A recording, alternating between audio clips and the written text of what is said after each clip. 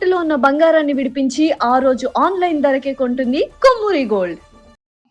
శ్రీమాత్రే నమః. అందరికీ నమస్కారం అండి. సుమన్ టీవీకి స్వాగతం. నేను గీతాంజలి. ఇవాళ మనతో పాటు ఉన్న అతిథి శ్రీ కామాఖ్యామృత శోధన వ్యవస్థాపకులు, శ్రీ విద్య ఉపాసకులు వేణుశ్యామ అమ్మ. అమ్మతో మాట్లాడి ఈ ఆషాఢ మాసం విశిష్టత తెలుసుకుందాం. అలాగే విశేషంగా అమ్మవారి ఆరాధన ఈ మాసంలో ఎందుకు చేస్తాము, ప్రత్యేకించి అమ్మవారికి అంటే గ్రామ దేవతల ఆరాధన ఏ విధంగా ఉంటుంది, ఎందుకు చేస్తాము, వారికి సమర్పించే నైవేద్యం ఏమిటి, వీటి గురించి వివరాలు తెలుసుకుందాం. అమ్మతో మాట్లాడదాం. అమ్మ నమస్కారం. శ్రీమాత్రే నమః. అమ్మ, ఆషాఢ మాసం వచ్చేసింది. చాలా విశేషం. ఇక్కడి నుంచి అంటే ఎన్నో ఉత్సవాలు జరుగుతాయి, విశేషమైనటువంటి కార్యక్రమాలు జరుగుతాయి. ప్రత్యేకంగా హైదరాబాద్ లో బోనాలు జరుగుతాయి. అమ్మవారి ఆరాధన కూడా ప్రధానంగా చూస్తూ ఉంటాం. అంటే ఆషాఢం ప్రత్యేకత మాట్లాడుతూ ఎందుకు అమ్మవారిని ఎక్కువగా ఆరాధిస్తారు, మేము ఎలా ఆరాధించుకోవాలి ఈ మాసంలో అమ్మవారిని? బోనాలు అంటేనే మీకు తెలుసు అంతటి భోజనాలు.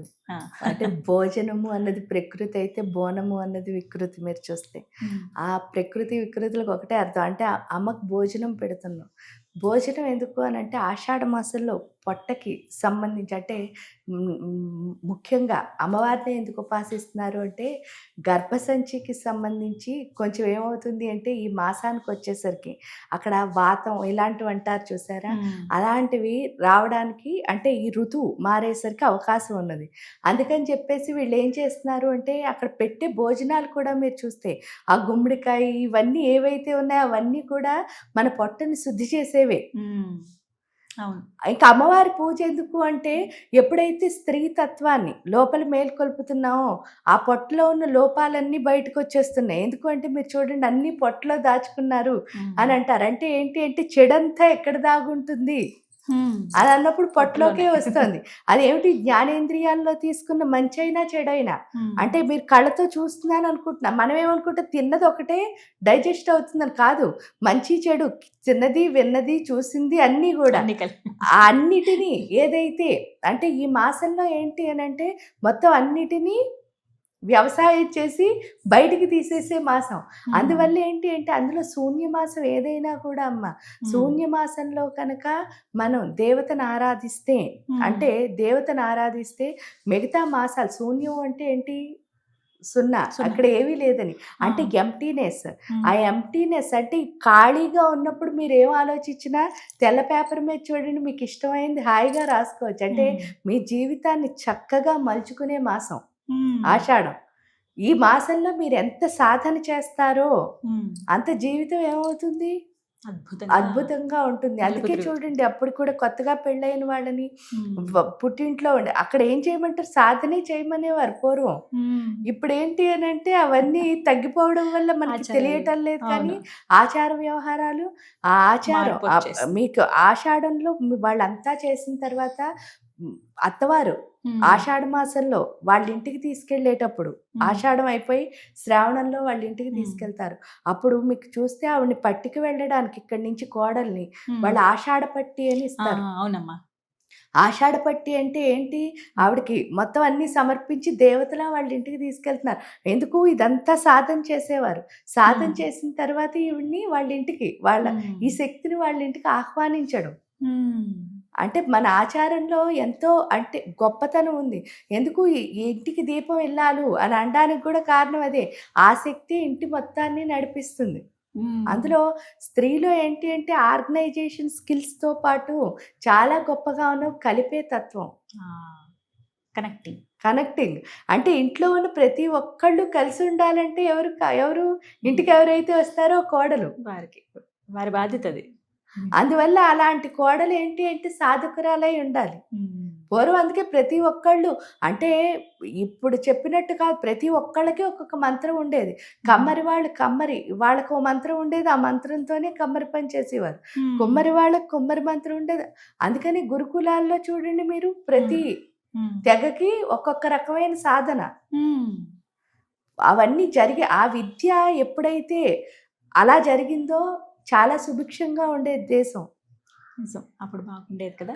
అందువల్ల ఏంటి అంటే ఇప్పుడు కూడా మనం దాన్ని మర్చిపోకుండా ఇంకా ఏంటి అంటే ఆఫ్టర్ కరోనా చాలా మంది మారి అందరూ చెయ్యాలి అని అనుకుంటు మన ఆచార వ్యవహారాలని కానీ మనకిచ్చిన పూజల్ని కానీ, మనకిచ్చిన నెలల్ని కానీ, వాళ్ళు చెప్పిన రోజుల్ని కానీ, ఆ రోజుల్లో వాళ్ళు ఏ సాధన చెప్పారో అది కనుక మనం చేస్తే అసలు మన జీవితాన్ని మనం చూసుకోక్కలే. వేసి అద్భుతంగా వెయ్యమని ఉంటుంది. అంటారు చూసారా? ఆ, అంత అందంగా వెళ్ళిపోతుంది. ఆ. కానీ మనం ఎప్పుడైతే ఇవన్నీ ట్రాష్ అని వదిలేస్తున్నామో నిజంగా మనం ట్రాష్ అయిపోతున్నాం. ఇవన్నీ మనం ఎంత బాగా చేస్తామో మనం ఫ్లాష్‌లా వెలుగుతాం. అంతే ఇది కదా. అసలు ట్రాష్ కాదు. ఎందుకు అంటే మనలో ఉన్న జ్ఞానాన్ని ఎంత పెంచుకుంటామో అంత కలిసి అంత. ఉండాలనిపిస్తుంది. ఉమ్. అజ్ఞానం ఎంత బాగా పెరిగిపోతుందో అంత విడిపోవాలనిపిస్తుంది. ఉమ్. విడిపోవడం ఎంతో సేపు కాదు కదా, నిమిషమే. కలవడం మాత్రం చాలా సేపు పడుతుంది. ఉమ్. అది మనకు అర్థమయ్యేటట్టు జ్ఞానం చేస్తుంది.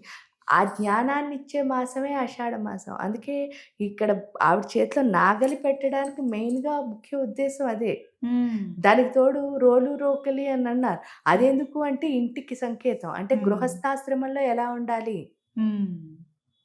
అది అంటే నేర్పిస్తుంది. మొత్తం మన మన ఆశ్రమ ధర్మాన్ని బట్టి ఏదైనా సరే అన్నిటికీ వ్యవసాయమే లోపల. ఫస్ట్ ఈ వ్యవసాయం లోపల జరగాలి. ఉమ్. లోపలున్న కలుపు మొక్కలన్నీ పోతేనే ఆ తర్వాత బయట. బయట. నిజం. ఎందుకంటే మీకు అడవి ఉంది. ఉమ్. మళ్ళీ ఏంటంటే ఒక ఆర్గనైజ్డ్‌గా పెంచిన వనం ఉంది. వనానికి, అడవికి తేడా ఏంటి?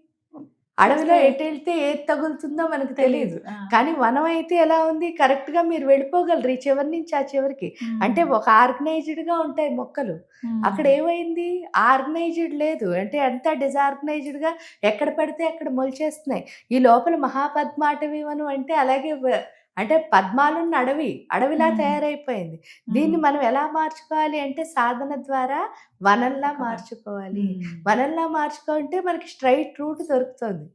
లేకపోతే ఏ కాలికి ఏ డొంక తగులుతుందో, ఏ తీగ తెలీదు. తగులుతుందో, లేకపోతే ఏ లోయలో పడుతున్నామో తెలియటం లేదు. ఆ అడవిని మనం వనంలా మార్చుకోవడానికి చేసేదాన్నే సాధన అని అంటారు. ఆషాఢ మాసంలో సాధన పూర్తిగా జ్ఞానాన్ని ప్రసాదిస్తుంది. గ్రామ దేవతల ఆరాధన కూడా ప్రధానంగా చేస్తారు కదా. ప్రధానంగా కారణం ఏంటి ఈ మాసం? గ్రామ దేవతలు అంటే కూడా ఆ గ్రామానికి వాళ్ళు ఇచ్చిన శక్తి కదమ్మా. అంటే ఇప్పుడు ఆ గ్రామంలో ఏ శక్తి లోపం ఉందో చూసి ఆ శక్తిని వాళ్ళు అక్కడ ప్రవేశపెట్టారు. గ్రామ దేవతలు కూడా ఎలా వస్తారు? అక్కడ అమ్మవారు ఏం చేస్తుందిట? దాహం వేస్తుందిట. ఒక అద్భుతమైన కొలంలో శివుడు అమ్మవారు కూర్చుని ఉంటారు. కూర్చుని ఉంటే దాహం వేస్తోందని చెప్పి ఆవిడ 3 దోసెళ్ళు నీళ్ళని తాగుతుంది. ఆ ఆ అద్భుతమైన కొలంలోంచి తాగగానే ఆ దోసెళ్ళు ఈవిడ 3 ఎప్పుడు తాగిందో వెంటనే 7 అద్భుతమైన దేవతలు ప్రత్యక్షం అవుతారు అమ్మవారికి.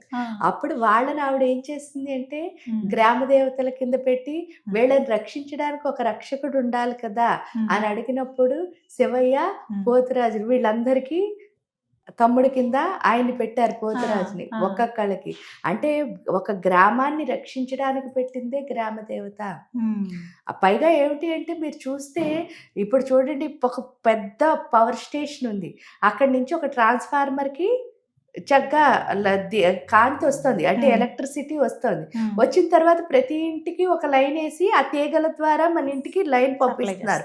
అదే పవర్ స్టేషన్ నుంచి మన ఇంటికి డైరెక్ట్గా లైట్ వచ్చింది అనుకోండి, ఏమవుతుందో షార్టేజ్ అంటున్నారు. మొత్తానికి షార్ట్ సర్క్యూట్ అయిందని చెప్పేసి మొత్తం బల్బులన్నీ మారిపోతున్నాయి, ఫ్యాన్లన్నీ మారిపోతాయి. ఎందుకంటే అంత పవర్ తట్టుకునే శక్తి లేదు. అది ఏం చేస్తుంది? ఆ ట్రాన్స్ఫార్మర్ అన్నది అక్కడ కంట్రోల్ చేసి మనకి ఎంత శక్తి కావాలో అంత పంపిస్తుంది. అదే విధంగా ఆ పవర్ స్టేషన్ నుంచి వచ్చే శక్తిని ఈ గ్రామాల్లో ఉన్న గుళ్ళలో ఉన్న దేవతలు ఏం చేస్తారు? ట్రాన్స్ఫార్మర్ల కింద పనిచేసి మన ఒక్కొక్కళ్ళకి ఎంత ఎనర్జీ కావాలో అంత పంపిస్తారనమాట.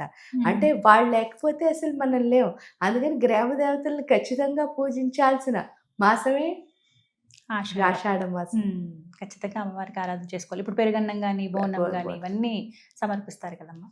గ్రామాలను రక్షించే దేవత. అందరూ చాలా విధిగా ఇవి చేసుకుంటారు. ఇక్కడ పెరుగన్నం అంటే కూడా చాలా విశిష్టత ఉంది.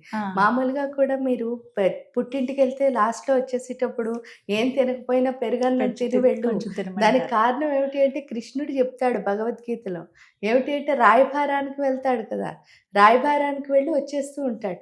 వచ్చేస్తూ ఉంటే విదురుడు అంటాట భోజనం చేసి వెళ్ళు అని చెప్తాడట. చెప్తే అంటాడట, నేను ఏం మాట్లాడకుండా తలెత్తకుండా వచ్చేస్తాడు రాయబారం నుంచి.